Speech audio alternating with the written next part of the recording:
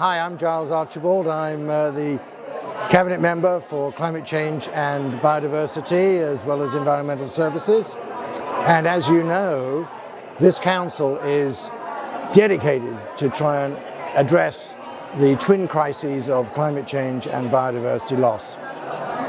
We feel that people don't fully appreciate the seriousness of the problems that we face now, but they're nothing compared to what we're going to face in the future. And we need to do all we can to try and reverse climate change and biodiversity loss. This grant has actually funded quite a few different projects at Abbott Hall, which has been really, really wonderful. The main bit of the funding has gone towards opening our new ecology gallery. So that opened in September of 2024, and the ecology gallery is a space where we present many different works from many different eras that focus on nature and climate, and it's really a space to start conversations about ecology and climate change, especially in the moment that we're in right now, where it's a really big political and cultural and social conversation. So the Ecology Gallery itself was co-created with some students from Queen Catherine's School, and now we're trying to bring in as many members of the community as we can. So I do that in particular through workshops like the Sustainability Series. So once a month I bring in a different freelancer and we do a different type of activity that is connected with sustainability and something creative. The Listening Garden was a year-long project in partnership with Vision Support Biodistrict, and it was a project that is monitoring the biodiversity of the garden space at our venue, Peelview House in Barrow Park. And we ran a series of 12 workshops. They're artist-led workshops that use listening as a way of interacting with nature, of learning about nature. So we monitored the bird life, the moths, butterflies. We had like sonic pond dipping activities. But what we also did with the money is that we developed the garden as an accessible space, because before it wasn't accessible at all.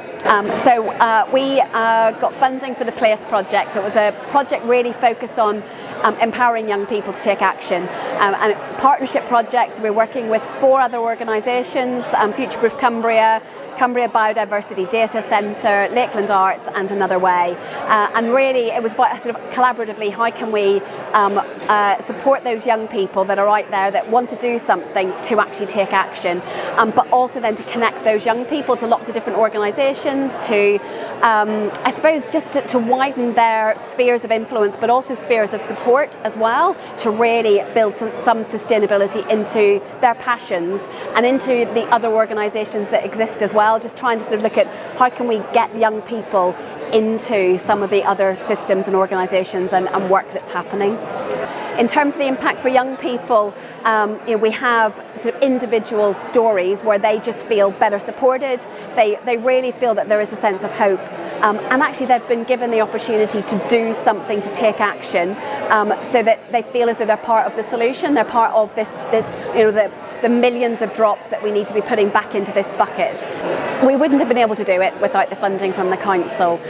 So it really has enabled us to do more with the resource that we had, and also, I suppose, be better connected with the council, with some of the strategic work that's going on, to think about how do we feed into that, and make sure that what we're doing is adding value, it's collaborative, and it's I suppose that it's growing all of the work that we're doing across the council area. The West London Furnace funding has actually supported a range of different projects, very much under that umbrella of the partnership, working with a whole range of different partners to look at different aspects of decarbonisation.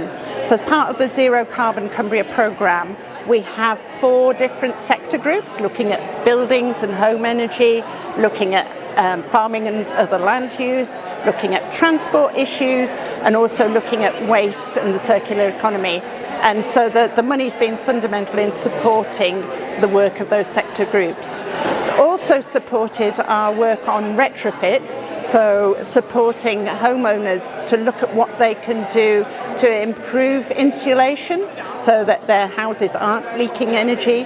And of course we have a particular issue in Cumbria with many old and quite leaky houses, and yeah, people have really benefited from that support and advice. So we kind of aim to innovate and deliver public engagement.